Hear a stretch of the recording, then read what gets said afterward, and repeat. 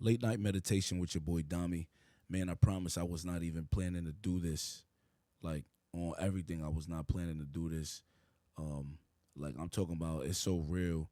I was literally chilling with the kids, man. We was having a good time today. You know what I'm saying? We was eating good, watching this movie they've been wanting me to watch, and then when it was done, I'm like, all right, they doing their own thing. You know, the Knicks secured round one. That's really what I've been busy with. I ain't had no time for nothing else except the Knicks. And then I said, let me go listen to these diss tracks and see what's going on, right? So I listened to every single one a couple times. And here's what I got. Now, listen, I ain't gonna say who won. I don't think nobody won yet. I think that the beef just began with the last release, and I'll get into that. I'll make it real quick. So, obviously, some people don't know this beef's been going on since like 2011. They've been beefing. This beef been going on for a long time, where Kendrick just kind of feel like Drake wasn't a genuine person, which is funny because if you go way back, one of the things that Kendrick said he thought was genuine when he met. One thing about Drake was that he was genuine. That's one thing he liked about him, right? But then he goes on to call Drake a manipulator. And to those people who's been around manipulative people, one of the ways they draw you in is by making you feel like they're genuine. But that's Kendrick's opinion. I ain't saying that's mine. But this all started, right? The beef's been going on, with Cole too, right? Trying to figure out who's the big three. And I think Cole's been let off the hook for the little. What I don't understand, Cole's album Might Delete Later. Everyone keeps talking about this little piece of nothing he said about Kendrick's album, basically complimenting him. Where if you listen to the first track, he's coming at Drake within the first minute. Even though they hug it up later, I don't know why everybody let that off the hook. I think a lot of those tracks came at Drake, but that's just me. Anyway, so Kendrick, comes out with the Like That, right? Addressing what was said in First Person Shooter, which was a Cole and Drake vehicle. And he addresses saying that, yo, there's no big three, man. It's only me, right? And that, to me, that's all just kind of fun and games. That's all fun. I don't see that as beef. They not dissing. They just kind of standing their ground, right? And I think part of what made Drake really get busy was the fact that it's multiple people coming at him. So now he feels attacked like anybody would. So he comes out with push-ups, right? And I think in each song, each rapper lands a blow that hits home that makes the other rapper respond. I think the jab that hit the jab that really landed, that really bothered Kendrick was when he mentioned that Kendrick might be getting extorted by TDE, the same way 6ix9ine was extorted by Treyway, right? Because he mentions that, yo, let me see your splits, right? So much splits your pants might rip. That was a double entendre. He's coming at Kendrick as if like, yo, you splitting 50% of your profits with TDE because they forcing you to. And also the allegations of the split from his wife because, they was arguing and Kendrick might have put his hands on her. So you got that going on. So now that's a damning accusation. And Drake backs that up by saying, they force you to do a verse for Maroon 5 and Taylor Swift because of the bread. Which if you think about it, Kendrick is not that type of rapper. So him doing those verses was kind of weird. But, there's no other kind of credibility to that. So, yeah, there was that song in between, what was it called? The Taylor Made freestyle. But we're not really going to talk about that because Drake violated trying to use Tupac's AI and all that stuff. And then Tupac's estate actually threatened to sue. That's why he took it down. But that wasn't a smart move. I ain't listen to that. I ain't really waste my time with that. That's just Drake just doing too much. But now you fast forward to Euphoria. Now, Euphoria, I don't think there was a particular jab that landed home, but I think if you're listening to it, Kendrick is definitely setting Drake up. Because in Euphoria, he's just throwing shots after shots. It's like, yo, I've been sitting on this for a minute. Let me tell you how I really feel about you. Fuck it all. He starts talking about he don't like how Drake says nigga. He don't like the way Drake dressed. He said we, like nobody likes Drake's taste in women, right? Because Drake does seem like the type that goes for the low-hanging fruit, right? The green room girls or hoes or strippers, right? And then the funny part, he was like, yo, Drake is the type that stand next to Sexy Red and think she a bad bitch, right? I'm paraphrasing, but that was mad funny, right? But I think Kendrick just basically going off on like what he don't like about Drake and basically warning Drake like, yo, don't start something you can't finish, right? Because I've been holding on to this. I've referenced it a couple times over the years, and if you keep playing with me, I'm ready to let it go. Kendrick ain't feel like waiting, so now he dropped 616 in LA. I think 616 in LA was in response to, because if you're not familiar with Kendrick's delivery and you're not really someone who listens to verses, right?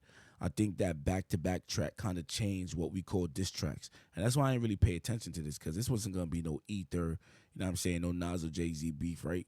You got a diss track like back to back, girls dancing clock going back to back. That's not what a diss track is supposed to be, man. So people started saying that about Kendrick, like, yo, Euphoria, you know, Kendrick's delivery is weird, and he don't always rap. Sometimes he does that kind of poetic, kind of sing-songy type thing. So I think in response to that feedback, Kendrick dropped 616 in LA, and now he's rapping, right? He's going off. Now he's telling Drake, like, yo, you think you're such a successful businessman where it's people in your camp, it's OVO people that's right next to you telling me this stuff about you. People in your camp is actually happy about what's happening to you, how everyone is coming at you. They feel like you deserve it. So it's just like a lot of Kendrick just basically telling Drake, you're not who you think you are. You don't have it like you think you have it, right? You got a gambling addiction. You got this and that going off, right? Now, one thing that Kendrick does in Euphoria, right, that I think shows you where the setup was for everything that comes later. He mentions that he don't have time to be calling around looking for dirt on Drake, right? Because he's too busy being a father, waking his son up to pray, teaching him how to be a man, something that Drake is not doing with his son, right? I think that was a setup. And Drake took the bait. He takes the bait because in Family Matters, the first thing he mentions is like, yo, I've emptied the clip for less. Now you coming at my family, the gloves is off. He basically started coming at Kendrick, right? Talking about how, Kendrick is a hypocrite because you talk about the blacker the berry, the sweeter the juice, but your wife look mixed, right? So let's talk about that, right? Or let's talk about the fact that, you put your hands on her, and then he made a statement saying that, because his wife is bigger than him, is that self-defense when he put his hands on her. These niggas is stupid. But I think what really, pissed Kendrick off was Drake claiming that one of Kendrick's kids might not be his. So, Drake just started going off, really diving into the whole kids thing and really talking about his wife, even, insinuating that, she might need Drake to come pay her a visit, started throwing that make it clap for me type. He went off. He went off. So that happened. And I'm thinking to myself, like, okay, Drake, you know what I'm saying? Like, this is starting to heat up a little bit. And then Kendrick goes and drops Meet the Grams. Yo, when I listen to Meet the Grams, both times I played it, my face is like, he starts off Meet the Grams by basically writing a letter to Drake's son.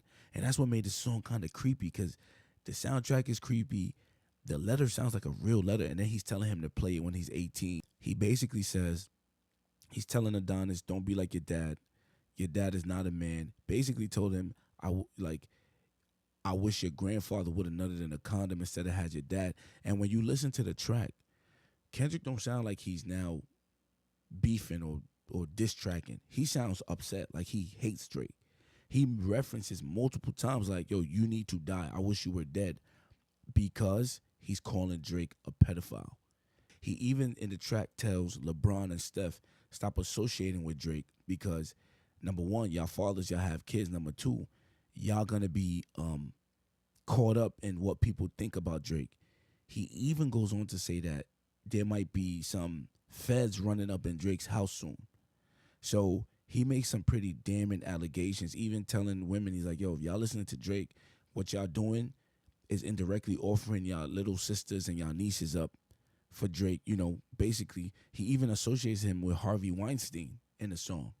So for me, this is one of two things. If this is true, this is beyond disses and raps, right? And I think that's why people are very careful responding to this, more careful than they were with the other tracks, because this is dangerous.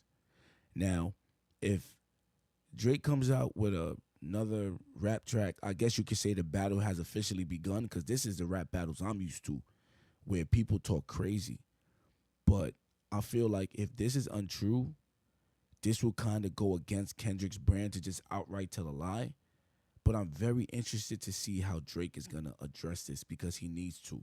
In my opinion, he should not be addressing this with a rap song. He needs to come out and make a statement on this because this is no bueno, man. This is some Diddy type allegation. So we'll see what happens. But I know some of y'all out there was like me, didn't really listen to it or understand. So I just wanted to give y'all the cliff notes on it. So I hope y'all enjoyed that. Tell me what y'all think. Drop it in the comments.